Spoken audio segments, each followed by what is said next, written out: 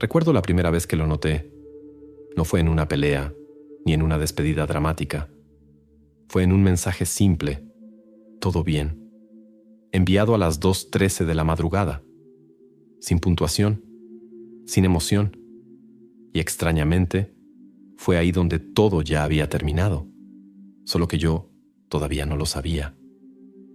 ¿Alguna vez sentiste que estabas siendo retirado lentamente de la vida de alguien, sin que nada explícito fuera dicho?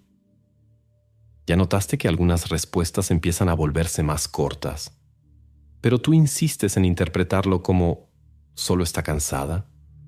Y dime, ¿cuántas veces llamaste tranquilidad a lo que, en el fondo, solo era desinterés disfrazado? No es lo que escondemos lo que nos define, sino lo que fingimos no ver.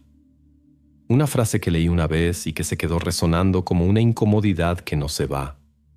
Hay algo sobre las mujeres que la mayoría de los hombres nunca entiende. No porque sea un secreto bien guardado, sino porque exige un tipo de atención que casi nadie está dispuesto a sostener. No se trata de lo que dicen. Nunca se trató de eso. Se trata de lo que cambia. Despacio, casi invisible, hasta que un día te das cuenta de que estás solo dentro de algo que todavía llamas relación. Me tardé en entender esto. Me tardé porque, como muchos, creía que la ausencia de conflicto era señal de estabilidad, que si ella no se quejaba, entonces todo estaba bien. Pero lo que nadie te dice es que el silencio femenino rara vez está vacío, está lleno de conclusiones en las que no participaste, lleno de decisiones que no fueron anunciadas. Carl Jung decía que aquello que no enfrentamos dentro de nosotros, terminamos encontrándolo como destino. Y tal vez eso es exactamente lo que pasa aquí. Porque hay un tipo de hombre que no percibe los cambios sutiles. Él solo reacciona al caos. Pero cuando el caos llega, ya no hay nada que salvar. Y lo sé. Tal vez ahora estás pensando, pero ella nunca dijo nada. Y ahí es donde está el error más caro. Porque algunas mujeres no dicen, ellas observan, acumulan, ajustan su comportamiento, hasta el punto en que ya no sienten la necesidad de explicar. Escribí esto una vez, en una madrugada cualquiera, después de darme cuenta demasiado tarde. Hay un momento específico en el que ella deja de intentar. No es visible, no hay anuncio, pero algo cambia en la forma en que te escucha, o mejor dicho, en la forma en que ya no necesita escucharte. Y cuando eso pasa, tú todavía crees que estás dentro, pero en realidad ya llevas mucho tiempo afuera. Si tú haces esto en silencio, si ya ignoraste señales pequeñas pensando que eran irrelevantes, te vas a reconocer aquí. Porque el problema nunca fue el final. Fue no darte cuenta de cuándo empezó. Yo solía pensar que la transparencia era algo que tenía que declararse, que si algo estaba mal, ella simplemente lo diría. Directo, claro, sin rodeos, tal vez porque así es como funciona la mayoría de los hombres. El problema aparece, incomoda, y lo externalizamos. Pero con ella, no. Con ella las cosas nunca llegaron en forma de aviso. Llegaron en forma de ajuste. Al principio, eran detalles casi ridículos de tan pequeños. Tardaba un poco más en responder. Dejaba de insistir en ciertos temas. Se reía menos de las mismas cosas. Y yo interpretaba todo como una fase, cansancio, rutina. Siempre había una explicación lo suficientemente cómoda como para no obligarme a mirar más profundo. Lo que no me daba cuenta, o tal vez no quería darme cuenta, es que ella me estaba mostrando exactamente lo que estaba pasando. Solo que no de la manera que yo esperaba, porque hay una diferencia brutal entre comunicar y revelar. Y yo solo sabía reconocer la primera. Recuerdo una noche específica. Estábamos sentados uno al lado del otro, en silencio. No era un silencio pesado. Era neutro. Y de alguna forma eso me tranquilizó. Pensé, esto es madurez.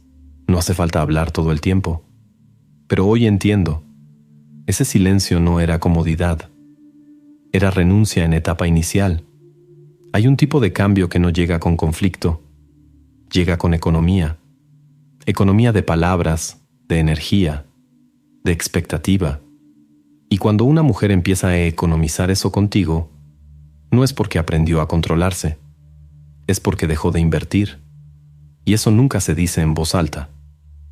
Escribí esto meses después, intentando ordenar lo que había pasado. Ella no se alejó de repente. Fue reduciendo su propia presencia hasta caber en la versión de relación que yo estaba dispuesto a sostener. Y cuando se dio cuenta de que necesitaba reducirse demasiado para seguir ahí, simplemente dejó de caber. Es incómodo admitir esto, porque rompe una idea muy conveniente, la de que el final siempre viene con aviso. No viene. A veces empieza exactamente en el momento en que te sientes más seguro. Y tal vez el punto más difícil de aceptar sea este. Ella no te lo dijo, porque en algún nivel ya lo había intentado, pero tú solo estabas preparado para escuchar cuando se volviera un problema. Pero para entonces ya era tarde, porque cuando finalmente se vuelve un problema, para ella ya se convirtió en una decisión. Ahora, escucha con atención. No es el trabajo, ni la familia, ni las relaciones. Tu enemigo más peligroso es ese patrón que te sabotea desde dentro, el que te hace reaccionar, dudar, rendirte antes de empezar. Pero eso no es tu esencia. Es solo el resultado de una mente no entrenada. Existe una forma real de cambiar ese modelo mental, con dirección, frialdad y consistencia. Grabamos un video explicando cómo aplicar este método en tu vida sin teorías vacías. Puedes verlo ahora mismo.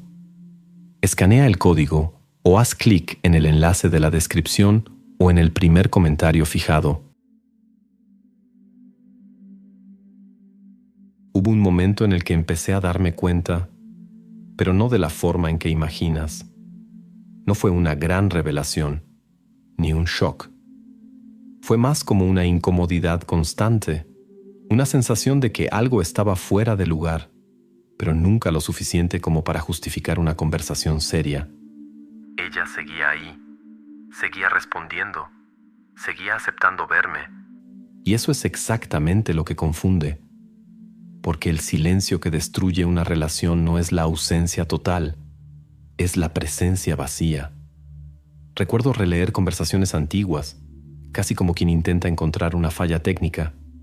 Y ahí, escondido entre mensajes normales, estaba el patrón. Yo iniciaba la conversación. Ella respondía. Yo profundizaba. Ella cerraba. Yo intentaba crear conexión. Ella mantenía todo funcional, educado, frío, pero nunca grosero. Y eso me atrapaba. Porque ¿cómo confrontas a alguien que no está haciendo nada mal? ¿Cómo cuestionas una distancia que no se asume como distancia? Entonces hacía lo que la mayoría hace: ignorar. Ignoraba porque era más cómodo creer que solo era una fase, porque reconocerlo exigía una responsabilidad que no quería asumir, la de admitir que estaba perdiendo a alguien, mientras todavía tenía acceso a ella.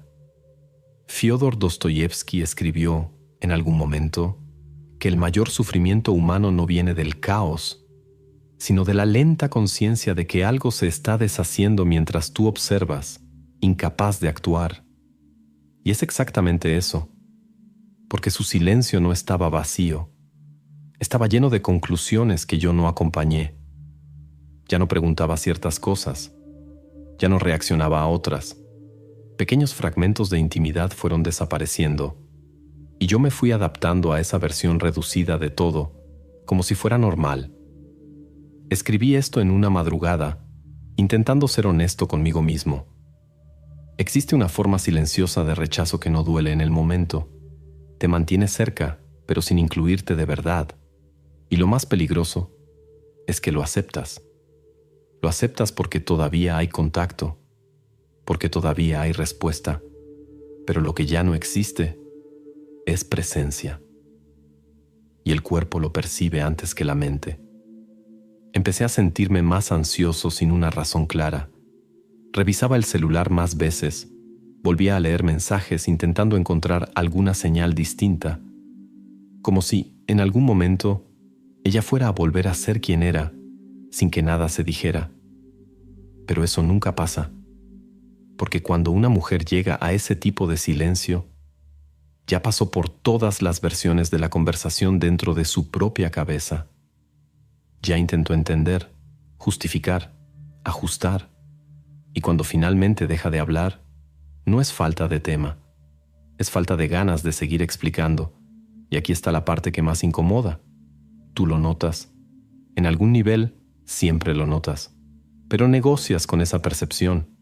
Le quitas peso. Creas explicaciones. Te distraes. Porque enfrentar eso significaría aceptar que la relación ya cambió y que tal vez no fuiste suficiente para sostener lo que existía antes. Entonces, sigues. Sigues respondiendo como si todo estuviera bien. Sigues proponiendo encuentros que ya no tienen la misma energía. Sigues invirtiendo en algo que ya no crece.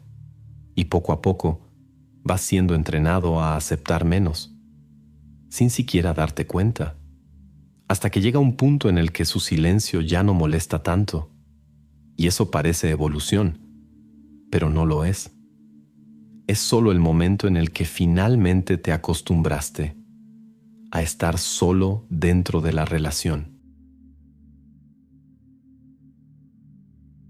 Me tardé más de lo que me gustaría en admitirlo, pero durante mucho tiempo realmente creí que yo estaba llevando todo, que el ritmo era mío, que si algo se salía de lugar, yo lo notaría primero. Hay un tipo de seguridad casi arrogante en eso. La idea de que entiendes el juego mientras todavía está ocurriendo. Pero no era un juego, y yo no estaba en control. Lo más curioso es que nada, externamente, desmentía esa ilusión.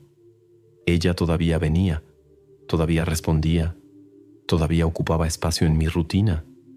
Y para mí, eso era prueba suficiente de que todo estaba bajo control. Porque en mi lógica, mientras la presencia existe, el vínculo también existe. Pero esa es una de las distorsiones más peligrosas que hay, porque presencia no significa involucramiento, y solo lo entendí cuando ya no hacía ninguna diferencia. Hay un punto muy específico en el que la relación deja de construirse entre dos y pasa a ser sostenida por uno solo, sin que ese uno se dé cuenta de inmediato.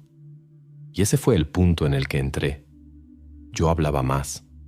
Yo explicaba más. Yo intentaba compensar pequeñas ausencias con esfuerzo extra, como si la intensidad pudiera sustituir la reciprocidad. Y en el fondo, yo creía que eso era madurez, que yo estaba sosteniendo la relación. Pero no lo estaba. Estaba intentando mantener vivo algo que ya no recibía lo mínimo necesario para seguir existiendo de forma real. Michel Foucault hablaba sobre las relaciones de poder de una forma que, en teoría, parece distante, pero en la práctica es brutalmente íntima. El poder no está en quien controla explícitamente, sino en quien define los límites de lo que puede o no puede pasar. Y yo no me daba cuenta, pero ya no era yo quien definía esos límites, era ella. Ella decidía cuándo responder, cuándo abrirse, cuándo cerrar, cuándo ausentarse emocionalmente, incluso estando presente físicamente. Y yo solo reaccionaba. Pero reaccionar no es controlar. Reaccionar es aceptar el ritmo del otro, sin cuestionarlo. Escribí esto como un desahogo, sin intención de mostrárselo a nadie. Existe una ilusión cómoda en creer que estás al mando, cuando, en realidad, solo aún no has sido descartado. Y el intervalo entre esas dos cosas es donde la mayoría de las relaciones se pierde, porque interpretas permanencia como elección, cuando muchas veces es solo aplazamiento. Y esa frase me incomodó durante días, porque desmonta algo que evitamos enfrentar. El hecho de que, a veces, no estás siendo elegido, solo aún no has sido reemplazado. Es duro, pero es real. Y lo peor ni siquiera es eso. Lo peor es darte cuenta de que, en algún nivel, sientes ese cambio, pero lo interpretas mal. Crees que necesitas esforzarte más, ser más presente, más interesante, más disponible, como si el problema fuera falta de intensidad, cuando, en realidad, ya es falta de interés del otro lado. Entonces ajustas tu comportamiento, empiezas a andar con más cuidado, evitas ciertos temas, te adaptas a su tiempo, te moldeas para no generar incomodidad y poco a poco dejas de ser espontáneo para volverte estratégico. Pero demasiada estrategia mata cualquier cosa que alguna vez fue natural. Y cuando te das cuenta de eso, ya pasó algo aún más profundo. Ya no estás siendo tú dentro de la relación. Estás siendo la versión que crees que necesitas ser, para no perder a alguien que silenciosamente ya se está yendo. Y es aquí donde la sensación de control se derrumba por completo. Porque el control de verdad nunca exigió tanto esfuerzo. Nunca exigió que te hicieras más pequeño. Nunca exigió que ignoraras señales claras a cambio de migajas emocionales. Pero yo lo ignoré. Lo ignoré porque era más fácil sostener la idea de que todavía había algo ahí, que enfrentar el vacío que ya había empezado a formarse. Y cuando finalmente fue imposible negarlo, ya no había nada que controlar. No hubo una escena final. Nadie cerró la puerta de golpe. No hubo una discusión definitiva, ni esa conversación larga que cierra ciclos como las que vemos por ahí. Fue más silencioso que eso, mucho más. Fue en un día común, y tal vez eso es lo que más pesa. Mandé un mensaje cualquiera, de esos que antes daban para tema, broma interna, continuidad, y la respuesta llegó, pero no abrió nada, no provocó nada, no dejó espacio. Y por primera vez, no intenté insistir. No porque estuviera más maduro, sino porque, en ese exacto momento, algo quedó claro de una forma casi física. Ya no había hacia dónde ir. Es difícil explicar esto sin parecer exagerado, pero hay un punto en el que la percepción finalmente alcanza lo que ya venía pasando desde hace mucho tiempo. Como si todas las pequeñas evidencias, ignoradas una por una, se juntaran de repente y formaran algo imposible de negar. Y cuando eso pasa, no es dramático, es frío. Escribí esto ese mismo día, casi como un registro de lo que no quería olvidar. No fue el final lo que dolió. Fue darme cuenta de que me quedé después del final sin saberlo. Fue entender que varias versiones de mí siguieron intentando salvar algo que ya no existía.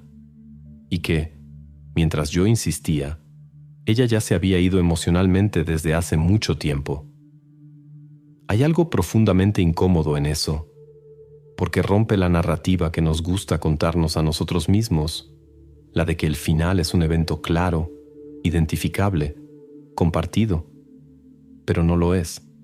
A veces el final es unilateral, silencioso, y solo se vuelve visible cuando ya no puede revertirse. Emil Cioran hablaba de la lucidez como una especie de condena, ver las cosas tal como son, sin el amortiguamiento de las ilusiones. Y es exactamente eso lo que pasa aquí.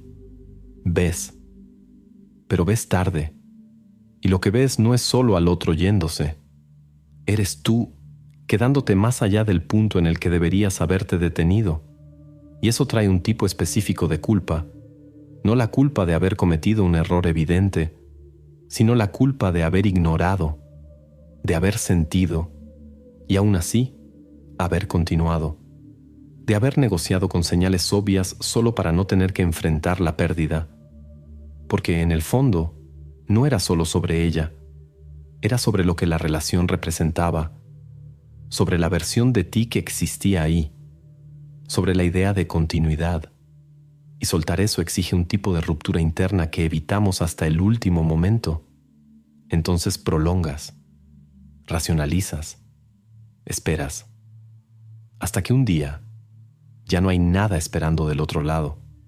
Y lo más extraño es que, cuando finalmente aceptas eso, no llega la rabia, no llega la desesperación. Llega un tipo de silencio distinto, no el de ella, sino el tuyo. Un silencio que ya no intenta llenar, que ya no crea explicaciones, que solo observa. Y tal vez es en ese punto donde algo cambia de verdad, no en la relación, porque ya terminó, sino en la forma en que empiezas a reconocer patrones que antes insistías en no ver. Solo que esa claridad siempre llega después del costo, después del tiempo invertido, después de la versión de ti que se quedó ahí demasiado tiempo. Y eso es lo que nadie te prepara para entender. No se trata de perder a alguien. Se trata de darte cuenta del momento exacto en el que empezaste a perderte, intentando no perder al otro. Y cuando finalmente ves eso, ya no hay vuelta atrás. La parte más difícil de aceptar nunca fue su silencio. Fue el eco que quedó en mí después de que todo terminó. Porque al final, no se trata de lo que ella hizo o dejó de hacer. Se trata de aquello que tú elegiste no ver mientras aún había tiempo. De cada momento en el que algo dentro de ti susurró, esto cambió. Y tú respondiste con distracción, con esperanza, o con esa insistencia silenciosa de quien prefiere mantener antes que enfrentar. Hay una diferencia brutal entre perder a alguien y darte cuenta de que te fuiste quedando solo poco a poco, sin reaccionar. Y tal vez eso es lo que más pesa cuando todo termina. No es su ausencia. Es la presencia de las versiones tuyas que aceptaron menos, que entendieron las señales y fingieron que no, que llamaron fase a lo que ya era distanciamiento. En el fondo, no te sorprendieron. Fuiste posponiendo lo inevitable. Y sé que eso incomoda, porque desmonta esa narrativa cómoda de que simplemente pasó. No pasó. Fue pasando, en detalles demasiado pequeños como para justificar una ruptura inmediata, pero lo suficientemente grandes como para cambiarlo todo. Y aquí es donde la mayoría se equivoca otra vez. Intenta convertir esto en un aprendizaje rápido, en una lección, en un cierre bonito. Pero no es así como funciona. Carl Jung decía que aquello que no haces consciente vuelve como destino. Y tal vez eso es lo único que realmente importa ahora, no lo que pasó con ella, sino lo que dentro de ti permitió que esto se extendiera más allá del punto. Porque los patrones no terminan cuando las relaciones terminan, solo cambian de escenario. Entonces, antes de intentar seguir adelante, hay una pregunta que queda, medio incómoda, medio inevitable. Si todo esto empezara de nuevo, con otra persona, ¿lo notarías antes? ¿O harías exactamente lo mismo? No sé exactamente en qué momento este tipo de historia empezó a atravesarme de esta forma, pero recuerdo una noche en específico. Estaba sentado en el suelo de la sala, con la luz apagada, releyendo conversaciones antiguas como si estuviera intentando encontrar una versión de mí que aún tuviera sentido ahí. Y lo más extraño fue darme cuenta de que no se trataba de que ella volviera, se trataba de que yo finalmente entendiera por qué me había quedado tanto tiempo. Tal vez tú llegaste hasta aquí por la misma razón, no por curiosidad, sino por reconocimiento. Así que, de verdad, gracias por quedarte, no por el tiempo, sino por la valentía silenciosa de enfrentar cosas que normalmente evitamos incluso a solas. Si alguna parte de esto te tocó de una manera un poco incómoda, demasiado específica, no lo ignores. Ahí es donde normalmente vive lo que necesita ser visto. Ahora, haz lo siguiente. Y si sentiste que este mensaje te tocó por dentro, no ignores eso. Haz clic en el enlace de la descripción o en el primer comentario fijado y accede al video completo que muestra cómo salir del colapso interno y reconstruirte con lógica, control y dirección. Suscríbete al canal, no porque te vaya a ayudar, sino porque, siendo honestos, ya te quedaste hasta aquí.